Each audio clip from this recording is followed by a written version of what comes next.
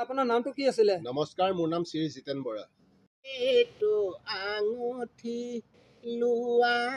সীতা দেৱী হনুমান আহিছো চোৱা সাগৰৰ সিপাৰে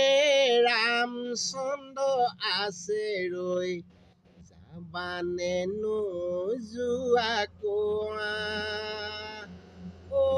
যাবানে নোযোৱা কোৱা ৰাম প্ৰভু ভক্ত মই হনুমন্ত লংকালৈ আহিছো আজি উঠা সীতা দেৱী লওঁ কান্ধে তুলি বাট চাই আছে ৰঘুমনি